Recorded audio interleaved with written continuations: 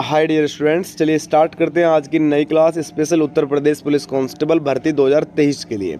और ये class previous year question भी इंक्लूड किया हुआ है और कुछ इंपॉर्टेंट फैक्ट इसमें इंक्लूड किया हुआ है, ठीक है ना। तो अच्छे से कंप्लीट क्लास करिएगा, जीके की क्लास रहेगी और बहुत अच्छी क्लास आप लोगों के लिए रहने वाली है। आपको इस क्लास से ये भी अनुमान हो जाए कि आप लोगों का जो एग्ज़ाम आएगा वो किस बेस पर आएगा और किस टाइप के क्वेश्चन उसमें पूछे जाएंगे। इस क्लास के अंदर मैं जीके जीएस के 37 क्वेश्चन कवर कराऊंगा, जिसमें से अगर आपके 30 प्लस आप लोगों का प्लस हो रहा है तो आप लोग बिल्कुल सेफ स्कोर में और बहुत अच्छा स्कोर आप लोग आने वाली भर्ती में करने वाले हैं, ठीक है ना।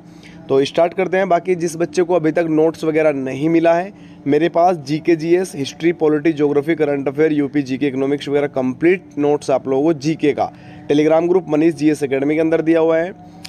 और हिंदी का कंप्लीट नोट्स मिलेगा, जिसमें एक पीडीएफ होगी, उसमें 30 चैप्टर पूरे आपके सिलेबस के अनुसार कवर किए गए हैं, ठीक है ना। स्टेप बाय स्टेप नोट्स हैं और सभी इंपॉर्टेंट रहेंगे, तो आप लोग ले सकते हैं या फिर वीडियो के स्टार्टिंग में जो नंबर दिया है उस पर मैसेज करके आप लोग व्हाट्सएप ग्रुप भी ज्वाइन कर सकते हैं, जिसमें गर्ल्स ग्रुप अलग होगा और बॉयज़ ग्रुप आपका अलग होगा। गर्ल्स ग्रुप का वेरिफिकेशन होगा, उसके बाद आपको ऐड किया जाएगा, ठीक है।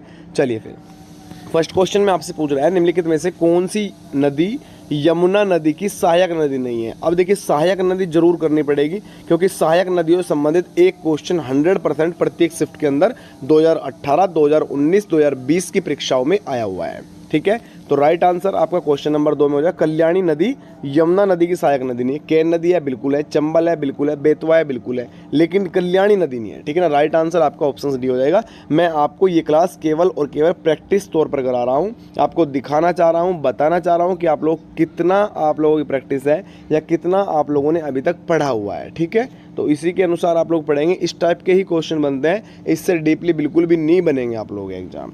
मृदा जिसमें मुख्य रूप से पोटास की कमी है, उत्तर प्रदेश के किस जिले में पाई जाती है। तो उत्तर प्रदेश के बेटा जौनपुर के अंदर ये पाई जाती है, जिसमें पोटास की कमी रहेगी। क्या होगा, इसमें पोटास की कमी होती है। बाकी बहराइच, गोंडा और बलरामपुर की जो मिट्टी है वो अच्छी मिट्टी है, उसमें मृदा पाई जाती है। और मिट्टी से संबंधित मैंने उत्तर प्रदेश का एक मैप लगा के बहुत अच्छे तरीके से आप लोगों को समझाया हुआ है, आप लोग नोट्स जरूर ले लीजिए। यूपी कांस्टेबल का कोई क्वेश्चन ऐसा नहीं होगा जो उससे बाहर जाए, ध्यान रखिएगा। उत्तर प्रदेश पुलिस के अंदर जो परीक्षा होगी उसमें जीके जीएस या हिंदी में मैं गारंटी ले सकता हूं कि एक भी क्वेश्चन ऐसा नहीं होगा जो मैंने ना पढ़ाया हो, जो मेरे द्वारा टेलीग्राम के माध्यम से आप तक ना पहुंचाया गया हो या क्लास के माध्यम से आप लोगों को ना दिया गया हो, ठीक है ना। इस चीज़ को समझ लीजिएगा। जो बच्चा पढ़ने वाला है, कहीं फीस देने की आवश्यकता नहीं है, कहीं आप लोगों को पेड कोर्स लेने की आवश्यकता नहीं पड़ेगी। उत्तर प्रदेश का निम्नलिखित में से कौन सा जिला बुंदेलखंड क्षेत्र का हिस्सा है। तो बुंदेलखंड क्षेत्र का जो हिस्सा होगा वो होगा आपका महोबा। कौन सा हो जाएगा, महोबा हो जाएगा। राइट आंसर हो जाएगा आपका ऑप्शन आपका सी। इसके बाद नेक्स्ट क्वेश्चन आप सभी की स्क्रीन पर, अशोक स्तंभ में उत्कीर्णन किए हुए शेर का मुख, जिसे भारत सरकार द्वारा राष्ट्रीय प्रतीक के रूप में अपनाया गया है, किस संग्रहालय में संरक्षित है। कहाँ पर ये संरक्षित कर रखा है। क्वेश्चन नंबर 5 पर आपका सारनाथ के अंदर किया हुआ है, जिसमें 3 मुख होते हैं, आप लोगों ने देखा होगा। तो राइट आंसर आपका डायरेक्टली यहाँ पर ऑप्शंस आपका भी सारनाथ हो जाएगा, आप लोगों ने देखा होगा, ठीक है ना। तो ये चीज़ थोड़ा समझिएगा। इसके बाद नेक्स्ट क्वेश्चन, चंदेल शासन के दौरान उत्तर प्रदेश का निम्नलिखित में से कौन सा क्षेत्र जीजक भक्ति या जयहोटी के नाम से जाना जाता था। देखिए कौन सा क्षेत्र जाना जाता था। क्वेश्चन नंबर 6 पे आपका बुंदेलखंड जो क्षेत्र था इसे जयहोटी कहा जाता था। क्या कहा जाता था, जयहोटी। थोड़ा आवाज़ में परिवर्तन हुआ है, क्योंकि एसडीएम साहब की ओर से हमारे 3 दिन की ड्यूटी कांवड़ यात्रा में लगी, तो उसकी वजह से थोड़ा सा क्या हो रहा है कि आवाज़ मेरी चेंज हो रही है, ठीक है ना। इसके बाद नेक्स्ट क्वेश्चन आप सभी की स्क्रीन पर देखिए, उत्तर प्रदेश को महिलाओं से संबंधित पहली पत्रिका, और ये यहाँ पे पूछ रहा है कौन सी पत्रिका है जो 1847 में प्रकाशित करने का भी श्रेय जाता है, जिसके संपादक भारतेंदु हरिश्चंद्र थे। क्वेश्चन नंबर 7 आपका राइट आंसर हो जाएगा बाल बोधनी। ऑप्शन आपका ए सभी का सही आंसर, बाल बोधनी। इसके बाद आइएगा नेक्स्ट क्वेश्चन की ओर, प्रसिद्ध सितार वादक। अब देखिए वादक से मैं यहाँ पे बता रहा हूँ मैं कुछ ऐसे हाँ बिल्कुल व्यक्ति है जिनसे संबंधित क्या होगा आपके एग्जाम में इसी टाइप से बनेगा कि सितार वादक कौन है, तो नाम बताना है, नाम दे देगा, ये किससे संबंधित है तो ये पूछ लेगा, संतूर से कौन संबंधित है ये पूछ लेगा, ठीक है ना, वीणा से कौन संबंधित है ये पूछ लेगा, शहनाई से संबंधित कौन है ये पूछ लेगा। तो इन सभी को थोड़ा सा फोकस हमें रखना है। राइट आंसर आपका औरैया सभी का राइट आंसर होगा। नवाब इनायत खान किससे संबंधित है, औरैया से संबंधित है। इसके बाद नेक्स्ट क्वेश्चन आप सभी की स्क्रीन पर, तीसरी बौद्ध परिषद किस शहर में आयोजित की गई थी? तीसरी बौद्ध परिषद जो की गई थी वो आप लोगों की ऑप्शंस बी पाटलिपुत्र के अंदर। कहाँ पर बेटा? पाटलिपुत्र के अंदर की गई थी तीसरी, सॉरी माफ़ी चाहूँगा। इसके बाद नेक्स्ट क्वेश्चन पूछ रहा है भारतीय रिजर्व बैंक की स्थापना कब हुई और इसका राष्ट्रीयकरण कब हुआ? तो स्थापना की अगर मैं यहाँ पे बात करूँगा 1935 में स्थापना होती है, लेकिन इसका जो राष्ट्रीयकरण किया गया था वो 1949 के अंदर इसका राष्ट्रीयकरण किया गया था। ये भी थोड़ा सा पॉइंट आप लोगों को याद रखना पड़ेगा। इसके बाद नेक्स्ट क्वेश्चन की ओर अगर आएंगे, चेमनाचेरी कुन्ही रमन नायर निम्नलिखित में से किस नृत्य रूप में उल्लेखनीय नृत्य है? तो राइट आंसर 11 में बनेगा आपका ऑप्शन से कथकली सभी का राइट आंसर। कौन सा हो जाएगा? कथकली सभी का राइट आंसर। इसके बाद आइएगा, खाद्य और कृषि संगठन कोऑपरेटिव संख्या की डेटाबेस 2016 के अनुसार, ये 16 क्वेश्चन है तो करंट अफेयर में आया था। प्याज के उत्पादन में विश्व स्तर पर भारत की रैंक कौन सी रही थी? तो प्याज के साथ साथ आपको अदर आलू, क्योंकि उत्तर प्रदेश में आलू भी अच्छा होता है। उसके बाद चीनी इंपॉर्टेंट है, कितना उत्पादन कब हुआ ये इंपॉर्टेंट करना पड़ेगा। प्याज संबंधित करना पड़ेगा, लहसुन वगैरह ये भी पूछ लेता है, लहसुन का भी, ठीक है ना। तो क्वेश्चन नंबर 12 जो आपकी स्क्रीन पर है, ऑप्शन आपका सी तीसरा स्थान। इसके बाद नेक्स्ट क्वेश्चन आप सभी की स्क्रीन पर पूछ रहा है, ये भी आपका करंट अफेयर है, इसे बिल्कुल छोड़ दीजिए, ये आपके लिए बिल्कुल भी इंपॉर्टेंट नहीं होगा। भारत के संविधान का निम्नलिखित में से कौन सा भाग नागरिकता से संबंधित है? तो नागरिकता से बिल्कुल क्लियर भाग 2 आपका राइट आंसर होगा, क्योंकि नागरिकता भाग 2 अनुच्छेद कौन सा लगेगा? 12 से 35 अनुच्छेद आप लोग याद रखिएगा, ठीक है ना, ये आपके लिए इंपॉर्टेंट यहाँ से बनेगा। इसके बाद भारत के संविधान के अनुच्छेद 24 के तहत कितने वर्ष के कम आयु को बच्चों को किसी कारखाने में काम करने के लिए कह सकते हैं रोक लगाया हुआ है?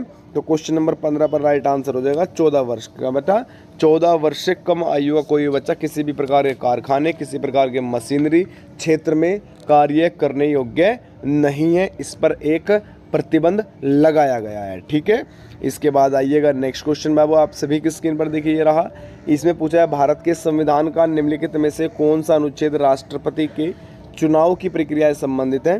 तो राष्ट्रपति का जो चुनाव की प्रक्रिया है वो आपका है अनुच्छेद 55, आप सभी का राइट ऑप्शन आपका बी। नेक्स्ट क्वेश्चन की ओर निकल जाते हैं। नेक्स्ट क्वेश्चन में आपसे पूछ रहा है निम्नलिखित में से कौन भारत की पहली लोकसभा के उपसभापति रहे हैं? पहली लोकसभा के उपसभापति पूछ रहा है, लेकिन इसमें अलग भी आप लोगों से संबंधित क्वेश्चन बन सकते हैं। ऑप्शन सी आप सभी का राइट आंसर हो जाएगा। अयंगर याद रखना है केवल और केवल, ठीक है। इसके बाद आइएगा नेक्स्ट क्वेश्चन आप सभी की स्क्रीन पर, भारत के संविधान का अनुच्छेद 66 इनमें से किससे संबंधित है? 66 पूछ रहा है, ठीक है ना। एक चीज़ तो यहाँ पे थोड़ा क्लियर हो रही है कि जो 61 से ऊपर के हैं वो सभी उपराष्ट्रपति संबंधित लगेंगे। तो डायरेक्टली राइट आंसर 18 में ऑप्शन बी, उपराष्ट्रपति का चुनाव होगा वो अनुच्छेद 66 के अनुसार होगा। भारत का एक उपराष्ट्रपति होगा, ये कौन से अनुच्छेद में है? और उपराष्ट्रपति की आयु सीमा कितनी होती है, ठीक है। और उपराष्ट्रपति कौन से राज्यसभा या लोकसभा का पदेन अध्यक्ष होता है ये बताना है, ठीक है। इसके बाद कमेंट सेक्शन के अंदर सभी रिप्लाई ज़रूर करिएगा, सभी का रिप्लाई चेक किया जाता है। इसमें देखिए सीरिया की राजधानी के बारे में पूछा है कि सीरिया की राजधानी कौन सी होगी? तो इसमें दमिश्क सभी का राइट होगा, ऑप्शंस भी। इसमें राजधानी का पूछा हुआ है, लेकिन मुद्रा संबंधित पूछ रहता है, अल्जीरिया, बेल्जियम वगैरह इन सभी के। एक तो जो एशिया के इम्पोर्टेंट है, एशिया के सभी कर लेना, और उसके बाद जो यूरोप के कुछ इम्पोर्टेंट है वे मैं कवर करा दूंगा, उसमें कोई दिक्कत की ऐसी बात नहीं है। जो इम्पोर्टेंट सभी के तो याद होंगे नहीं, देखो है ना, लेकिन यह जो जैसे कतर वगैरह हो गया है ना, तो रशिया वगैरह हो गया, इन सभी में पूछता है। म्यांमार की जो मुद्रा है निम्नलिखित में से, देखिए म्यांमार का पूछा हुआ है, तो म्यांमार में डायरेक्टली ऑप्शन आपका कयात हो गया। कौन सा है? कयात सभी का राइट। रियाल कहाँ की है ये बताना है आप लोगों को, रियाल इंपॉर्टेंट लगती है, ठीक है। चलिएगा इसके बाद अफ्रीका महाद्वीप का सबसे अधिक आबादी वाला देश निम्नलिखित में से कौन सा है? अफ्रीका महाद्वीप का सबसे आबादी वाला देश हो जाएगा नाइजीरिया, ठीक है ना। कहाँ का पूछ रहा है? अफ्रीका। अब एशिया का आप मुझे बताएंगे, एशिया में क्या हो रहा है कि वर्तमान में सबसे अधिक आबादी, सबसे अधिक जनसंख्या वाला देश भारत बन गया है बेटा। कौन बन गया है? भारत। इससे पहले कौन था? इससे पहले चीन था, ठीक है ना। अब चीन को पछाड़ दिया और भारत सबसे अधिक आबादी वाला देश बन गया। इसके बाद 2023 का ये डाटा है। इसके बाद देखिए उत्तरी अमेरिका के निम्नलिखित में से कौन सा देश में वन भूमि का क्षेत्रफल उसके कुल भूमि क्षेत्र का प्रतिशत के रूप में उत्तरी अमेरिका क्षेत्र का सबसे अधिक भाग होगा? तो 22 क्वेश्चन पर राइट आंसर आपका कनाडा। कौन सा है? कनाडा। इसके बाद आइएगा, देखिए थोड़ा बड़े बड़े क्वेश्चन बना के पूछता है, लेकिन ऐसा नहीं है कि भी क्वेश्चन आंसर बड़ा है, ठीक है। निम्नलिखित में से कौन सी नदी बंगाल की खाड़ी में नहीं गिरती? बिहार का शोक किसे कहा जाता है और बंगाल का शोक किसे कहा जाता है? बिहार के शोक के नाम से कौन सी नदी है? तो बताएंगे मुझे सभी। 23 क्वेश्चन आप सभी की स्क्रीन पर। नर्मदा नदी नहीं गिरती है ना, कावेरी गिरती है, गोदावरी गिरती है। ये मैप जब देखोगे ना तो मैप से आप लोगों को बिल्कुल क्लियर समझ आ जाएगा, क्योंकि मैप में समझाया हुआ है। इसके बाद मानवाधिकार कार्यकर्ता कृति भारतीय किस सामाजिक बुराई के विरुद्ध लड़ाई में शामिल है? 24 क्वेश्चन आप सभी की स्क्रीन पर। राइट आंसर बनेगा आपका बाल विवाह से संबंधित है, ये है ना, बाल विवाह की जो लड़ाई है इससे संबंधित। इसके बाद नेक्स्ट क्वेश्चन आप सभी की स्क्रीन पर है, इसमें पूछ रहा है भारत सरकार छत्तीसगढ़ को एक विशेष नक्सल विरोधी युद्ध बल प्रदान करने जा रही है, उसका नाम इनमें से कौन सा होगा? तो 25 में ब्लैक पैंथर आप सभी का राइट आंसर हो जाएगा। इसमें पहले पूछा होता है सीआरपीएफ, है ना, सीआरपीएफ के महानिदेशक, बीएसएफ के महानिदेशक, आईटीबीपी के महानिदेशक, और आपका यहाँ पे एसएसबी आएगा, आपका सीएसएफ आएगा, आपका एनएआई आएगा, एनएसजी आएगा, होमगार्ड उत्तर प्रदेश आएगा, है ना। तो ये सभी आप लोग थोड़ा सा यहाँ पे रखिएगा कि किस किस के यहाँ पर जो है निदेशक रहेंगे, ठीक है। तो इसके बाद आ जाते हैं नेक्स्ट क्वेश्चन की ओर। थोड़ा सा यहाँ पे पूछ रहा है भारत और पाकिस्तान के बीच किस वर्ष शिमला समझौते पर हस्ताक्षर किए गए थे? भारत पाकिस्तान के बीच कौन सी 2 ट्रेनें चलती है? भारत पाकिस्तान के संबंधित जो राज्य लगते हैं वो कौन कौन से हैं, है ना? भारत पाकिस्तान के बीच की रेखा को क्या कहा जाता है? ये सभी पाकिस्तान से संबंधित क्वेश्चन बनते हैं केवल। तो 26 क्वेश्चन पर यहाँ पर आप लोगों का राइट आंसर होगा 1972, ऑप्शन आपका बी। 2018 किस तरह के नाबार्ड में जलवायु परिवर्तन केंद्र स्थापित किया गया? ये 27 क्वेश्चन आप सभी की स्क्रीन पर है। राइट आंसर आपका ऑप्शन डी, कौन सा? लखनऊ। इसके बाद नेक्स्ट क्वेश्चन आप सभी की स्क्रीन पर है अंतर्राष्ट्रीय मुद्रा कोष प्रबंध निदेशक और अध्यक्ष क्रिस्टीन लंगार्डे किस देश के संबंधित है? कौन से देश से संबंधित है? तो 28 क्वेश्चन पर राइट आंसर हो जाएगा आपका ऑप्शन सी, फ्रांस से संबंधित है भैया। कौन से? फ्रांस से। नेक्स्ट क्वेश्चन आइएगा, इसमें आपसे पूछ रहा है खून के कुछ कोशिकाओं, देखिए ये आपके बायो से संबंधित आते हैं प्रश्न जो बनते हैं। खून में कुछ कोशिकाओं की उपस्थिति के कारण रक्त के थक्के का गठन होता है, इन कोशिकाओं को क्या कहा जाता है? डायरेक्टली पूछ रहा है, जो रक्त का थक्का होता है उसको गठन होता है, तो उन कोशिका को क्या कहा जाता है? तो 29 क्वेश्चन आप सभी की स्क्रीन पर है। राइट आंसर यहाँ पर आपका ऑप्शन आपका डी होगा, थ्रोम्बोसाइट्स सभी का राइट होगा, ठीक है भैया। इसके बाद जीवित प्राणियों में निषेचन के दौरान नर और मादा गैमेट का संलयन एक कोशिका बनाने जलाने के लिए होता है, जिसे क्या? चलिए स्टार्ट करते हैं। जैसे कि यहाँ फर्स्ट क्वेश्चन आप सभी की स्क्रीन पर देखिए रहा, और आज की इस क्लास के अंदर मैं हिंदी के क्वेश्चन कवर करूँगा जो 2018-2019 यूपी पुलिस कांस्टेबल परीक्षा के प्रीवियस क्वेश्चन भी इंक्लूड किया हुआ हूँ, और कुछ क्वेश्चंस ऐसे हैं जो बेसिक क्वेश्चन हैं जो अधिकतम एग्जाम के अंदर बार बार रिपीट होते हैं और उसमें कभी कोई परिवर्तन नहीं होता, ठीक है। जैसे कि क्वेश्चन स्क्रीन पर लगा हुआ है शब्द की सबसे छोटी इकाई क्या है, तो ये एक बेसिक क्वेश्चन है जो हिंदी का सबसे सिंपल क्वेश्चन भी कह सकते हैं और सबसे अधिक बार पूछे जाने वाला प्रश्न भी कह सकते हैं, ठीक है। तो अच्छे से क्लास समझिएगा। अगर अभी तक आप लोगों को नोट्स नहीं मिला जिसमें आप लोगों को जीके और हिंदी का कंप्लीट सिलेबस के अनुसार आप लोगों को नोट्स दिया गया है, तो आप लोग ले सकते हैं और फ्री ऑफ कॉस्ट रहेगा। इसका टेलीग्राम का लिंक मैंने डिस्क्रिप्शन में दिया हुआ है, या फिर जो वीडियो के स्टार्टिंग में नंबर है उस पर आप लोग मैसेज करके व्हाट्सअप ग्रुप भी ज्वाइन कर सकते हैं, जिसमें आपको गर्ल्स ग्रुप अलग होगा और बॉयज़ ग्रुप आपका अलग रहेगा। इन ग्रुप में आपको डिस्कशन वगैरह मिल जाएगा, ठीक है ना, और आपको कंप्लीट सिलेबस के अनुसार प्रैक्टिस भी कराई जाएगी, ठीक है। चलिए स्टार्ट कर लेते हैं। फर्स्ट क्वेश्चन में आपसे पूछ रहा है शब्द की सबसे छोटी इकाई क्या कहलाती है? तो शब्द की सबसे छोटी इकाई वर्ण, ऑप्शंस आपका यहाँ पर बी सभी का राइट आंसर हो जाएगा, याद रखिएगा, इंपॉर्टेंट है। इसके बाद नेक्स्ट क्वेश्चन में आपसे पूछ रहा है तपस्वी का स्त्रीलिंग रूप कौन सा होगा? तपस्वी शब्द जो है ये एक आपका पुल्लिंग शब्द है, ठीक है ना। अब इसका स्त्रीलिंग क्या होगा? अधिकतम पूछता है नेता का क्या होगा भैया, ठीक है, नेता का स्त्रीलिंग पुल्लिंग पूछता है, ठीक है। तो इस टाइप के क्वेश्चंस बनते हैं। तपस्वी का ऑप्शंस आपका ए, तपस्विनी सभी का राइट आंसर हो जाएगा, ठीक है ना। इसके बाद यहाँ पर आपसे पूछा है आचार्य का पुल्लिंग शब्द कौन सा होने वाला है, यानी आचार्य का पुल्लिंग शब्द इनमें से कौन सा होगा? तो आचार्य का होगा बेटा आपका आचार्य, ठीक है ना। ऑप्शंस आपका बी सभी का राइट आंसर। पुस्तक रखी है वाक्य में कौन सा वचन है? बोल रहे हैं पुस्तक रखी है, तो अगर देखिए यहाँ पे अगर मैं बात करूँगा 117 अगर कहता कि पुस्तकें रखी है तो पुस्तकें का होते हो जाता कि बहुत सारी पुस्तकें रखी है, यानी कि बहुवचन आ जाता, ठीक है। लेकिन इसमें बोल रहा है पुस्तक रखी है, तो पुस्तक का मतलब है कि एक पुस्तक रखी है, यानी कि एक वचन। राइट आंसर आपका ऑप्शन ए सभी का राइट आंसर यहाँ से हो जाएगा। इसके बाद चलिएगा नेक्स्ट क्वेश्चन की ओर। इसमें आपसे पूछ रहा है शिक्षक ने पाठ पढ़ाया, इस किस कारक का प्रयोग किया गया है। शिक्षक ने पाठ पढ़ाया, तो देखिए इसमें अगर मैं यहाँ पे बात करूँगा 118 जो क्वेश्चंस हैं कर्ता ने कर्म के, इस तरीके से मैंने आपको पूरा एक टेबल दिया हुआ है, और नहीं दिया तो दिया हुआ है, आप लोग टेलीग्राम में भी चेक कर सकते हैं, या मैं आज फिर रीसेंड उसको कर दूंगा। तो उसमें आपको 10 बार 5 6 7 8 बार क्या करना है कि एक ही बार आपको बोलना है वो, ठीक है ना। कर्ता ने कर्म के कारक के, इस तरीके से वो पूरा आप लाइन करेंगे तो आपको याद हो जाएगा। कर्ता ने, तो जिसमें ने आएगा उसमें कर्ता लगेगा, कारक कौन सा लगेगा, कर्ता कारक लगेगा। तो ऑप्शन आपका यहाँ पे बी सभी का राइट आंसर हो जाएगा। इसके बाद आइएगा नेक्स्ट क्वेश्चन की ओर। इसमें आपसे पूछ रहा है पुरुषवाचक सर्वनाम के कितने भेद होते हैं। जो पुरुषवाचक सर्वनाम, देखिए ये सिंपल क्वेश्चन है, और ऐसा क्वेश्चन है कि एक अधिकतम पूछता भी है, और इससे सिंपल जब आप लोग कह सकते हैं सर्वनाम पढ़ेंगे तो सबसे पहले यही आएगा, सर्वनाम के कितने भेद है, किस किस सर्वनाम के कितने कितने भेद है, ये पूछता है, ठीक है। तो क्वेश्चन नंबर 119 में डायरेक्टली आंसर हो जाएगा, 3 होते हैं पुरुषवाचक सर्वनाम के भेद। कितने होते हैं, 3 भेद, राइट आंसर हो जाएगा। विशेषण के मुख्यतः कितने भेद होते हैं, तो ये पूछेगा डायरेक्टली। ये सिंपल है, सर्वनाम हो या आपका विशेषण हो, ठीक है ना, तो इन संज्ञाओं कितने प्रकार के हैं ये डायरेक्ट पूछता है। तो राइट आंसर विशेषण के मुख्यतः कितने भाग, कितने भेद होते हैं। 120 क्वेश्चंस पर आपका ऑप्शन बी ये होते हैं 4 भाग। कितने होते हैं, 4 भाग। इसके बाद देखिए यहाँ पे देखेंगे निम्नलिखित में से कौन सा विशेषण नहीं है, इनमें से कौन सा एक विशेषण नहीं है पूछ रहा है। तो 121 में देखिए पथरीला, ये बिल्कुल विशेषण है। नमकीन बिल्कुल है, बर्फीला बिल्कुल है, नमक नहीं है बेटा। राइट आंसर आपका डायरेक्टली ऑप्शन यहाँ पर आपका डी सभी का सही आंसर हो जाएगा। चलिएगा नेक्स्ट क्वेश्चन की ओर। और नेक्स्ट क्वेश्चन में आपसे पूछ रहा है किसी कार्य का करने या होने का बोध कराने वाले शब्द क्या कहलाते हैं।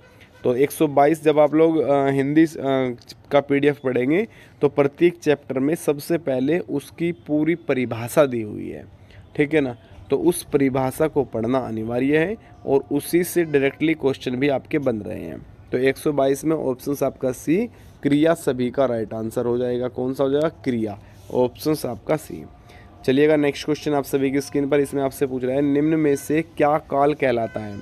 इनमें से क्या काल कहलाता है। क्रिया के घटित होने का समय, क्रिया का सामान्य रूप, क्रिया का मूल रूप, क्रिया का पूर्ण रूप। तो राइट आंसर 123 क्वेश्चन पर ऑप्शन आपका ए सभी का सही हो जाएगा। क्रिया के घटित होने का समय क्या हो जाएगा, क्रिया के घटित होने का समय। इसके बाद नेक्स्ट क्वेश्चन आप सभी की स्क्रीन पर। संस्कृत भाषा ने हिंदी में बिना परिवर्तन के प्रयुक्त होने वाले शब्द क्या कहलाते हैं। तो 124 क्वेश्चन पर ऑप्शंस बी तत्सम शब्द इसमें कहलाते हैं, याद रखिएगा, इंपॉर्टेंट रहेगा। इसके बाद नेक्स्ट क्वेश्चन आप सभी की स्क्रीन पर देखिए। इसमें आपसे पूछ रहा है निम्नलिखित में तद्भव शब्द का कौन सा है, इनमें से कौन सा तद्भव शब्द होगा, ठीक है। तद्भव शब्द के बारे में पूछ रहा है। तो देखिए तद्भव होता है वो शब्द जो हिंदी का शब्द होता है, संस्कृत होता है वो शब्द जो संस्कृत का शब्द होता है। सिंपल क्वेश्चन है, सिंपल बात है, बिल्कुल है ना। तो 125 में आप लोगों का राइट आंसर हो जाएगा माथा सभी का राइट आंसर, ऑप्शन आपका डी सभी का सही। तो समान अर्थ बताने वाले शब्द क्या कहलाते हैं, ये क्वेश्चन आप सभी की स्क्रीन पर है।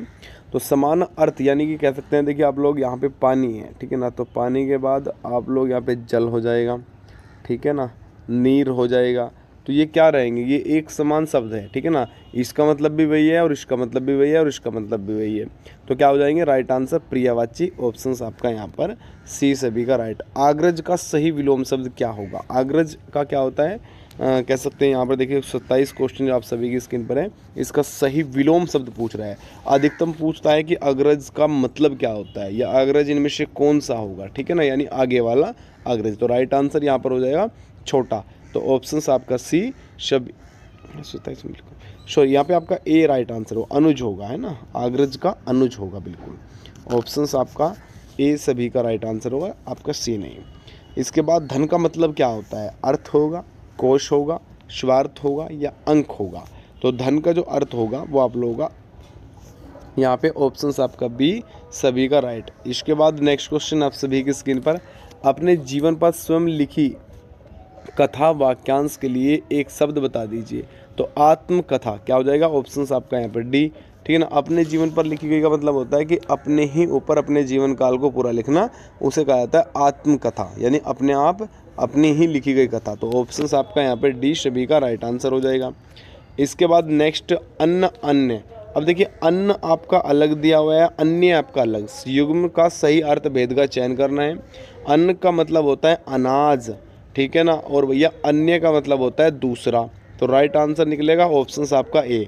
ठीक है ना, पहला जो अन्न है वो हो जाएगा अनाज से संबंधित, और अन्य का यानी अलग कोई, दूसरा कोई। तो राइट आंसर आपका ऑप्शन ए सभी का सही आंसर हो जाएगा।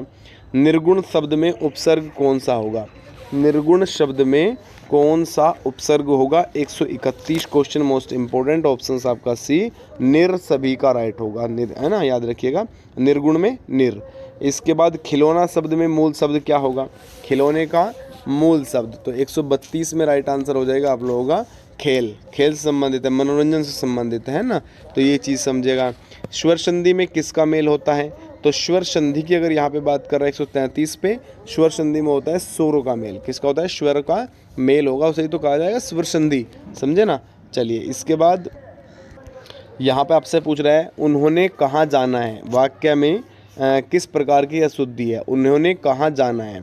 तो इसमें आप लोगों को 134 जो क्वेश्चन आप सभी की स्क्रीन पर है, सर्वनाम होगा, उन्हें कहाँ जाना है, क्या आएगा, उन्हें कहाँ जाना है। उसमें पूछा कहा गया है उन्होंने कहाँ जाना है, उन्होंने नहीं, उन्हें कहाँ जाना है ये पूछना है, तो सर्वनाम हो जाएगा ऑप्शन से। इसके बाद सामाजिक पद को तोड़ना क्या कहलाता है, सामाजिक शब्द जो होता है उसे तोड़ना कहलाता है समास विग्रह, ठीक है ना। और ये चीज़ समझिएगा, क्रमवाच्य में प्रधान होता है, क्रमवाच्य में प्रधान, तो राइट आंसर हो जाएगा क्रम। ऑप्शन आपका यहाँ पर डी सभी का सही आंसर हो जाएगा। चलिएगा नेक्स्ट क्वेश्चन आप सभी की स्क्रीन पर, जिन शब्दों में लिंग वचन कारक आदि के कारण कोई परिवर्तन नहीं होता वह क्या कहलाते हैं, क्रिया कहलाते हैं, वचन कहलाते हैं, अवयव कहलाते हैं या वाच्य कहलाते हैं।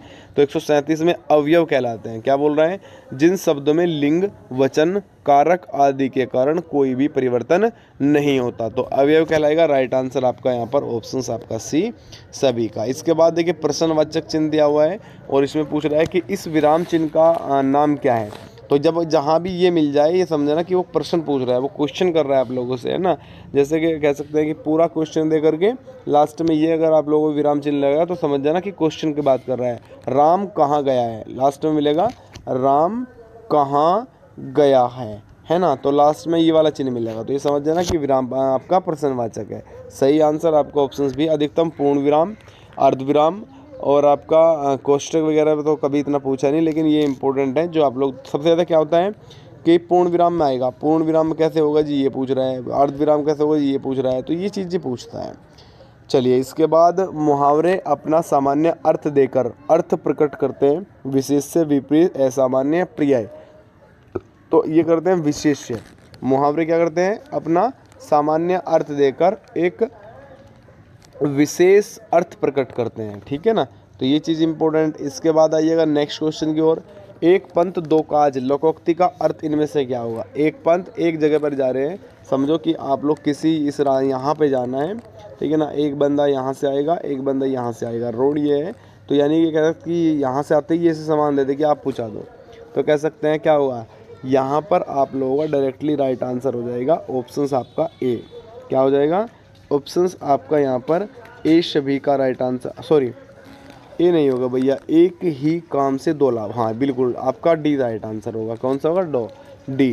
क्या बोल रहा है, एक ही काम से दो लाभ होना, एक ही जगह जाने वाले थे, दोनों ने एक ही काम कर लिया, एक को दे दिया कि तुम्हें पहुँचा दो, ठीक है, तो राइट आंसर डी। हास्य रस का अस्थायी भाव क्या होता है, हास्य रस का अस्थायी भाव होता है हास्य, ऑप्शन आपका ए, ठीक है ना। वीर रस का क्या होता है ये बताइए, वीर रस का अस्थायी भाव क्या होगा ये बताना है आप लोगों को। इसके बाद कुंडलिया छंद में कितने चरण होते हैं, आपसे अलग अलग पूछेगा, छंद आपसे अलग अलग पूछ सकता है, तो राइट आंसर हो जाएगा 6, जबकि कितने हो जाएंगे 6, ऑप्शन आपका बी। वर्णों की एक से अधिक बार आवृत्ति अलंकार में होती है, उपमा अलंकार में, रूपक में, अनुप्रास में, श्लेष में। 43 क्वेश्चन ऑप्शन सी अनुप्रास अलंकार के अंदर, ठीक है। और उसके बाद देखिए 144 से 48 तक एक पैराग्राफ आपको दिया हुआ है। मोबाइल फ़ोन के एक अनेक लाभ है, मोबाइल फ़ोन वगैरह, ये पूरा जो पहरा देगा उससे क्वेश्चन निकालना होता है, ठीक है ना। बाकी इस पहरे को कैसे कवर करना है वो मैं एग्ज़ाम से 15-20 दिन पहले एक PDF के रूप में, एक ही क्लास के रूप में आपको प्रैक्टिस करा के बिल्कुल आप लोगों को कंप्लीट करा दूंगा, ठीक है। 44 से 48 का मतलब है कि यहाँ पे आप लोग कह सकते हैं कि 4 क्वेश्चन तक आते हैं। 4 क्वेश्चन यानी 8 नंबर आपके पहरे से आते हैं, और 8 नंबर एक बड़ी बात है यहाँ पे सिलेक्शन लेने के लिए। यहाँ पे आंसर में पूछ रहे हैं कौन सी कृति महादेवी वर्मा की है।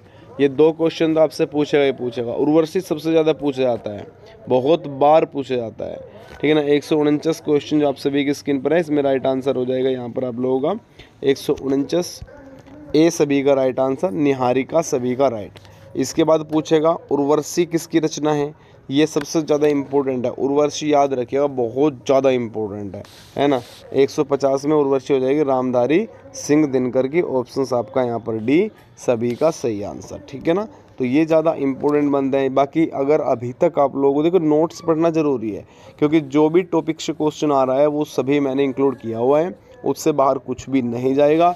हिंदी में 37 के 37 आप लोग कर सकते हो अगर आप लोग मेहनत कर लिया, क्योंकि PDF 187 पेज का है, 188 पेज का, उसे कवर करने में आप लोग अगर मेहनत कर देंगे तो उससे बाहर आपका कुछ नहीं जाएगा और बहुत अच्छा एग्ज़ाम आपका होगा।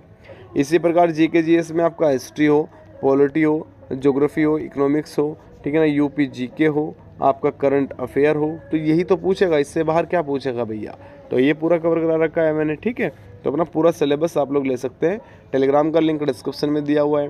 व्हाट्सएप के लिए वीडियो के स्टार्टिंग में जो नंबर है उस पर आप लोग मैसेज करके ग्रुप वगैरह ज्वाइन कर सकते हैं, ठीक है। चलिए बाय बाय सभी को, नमस्कार, राधे राधे, जय हिंद और जय भारत।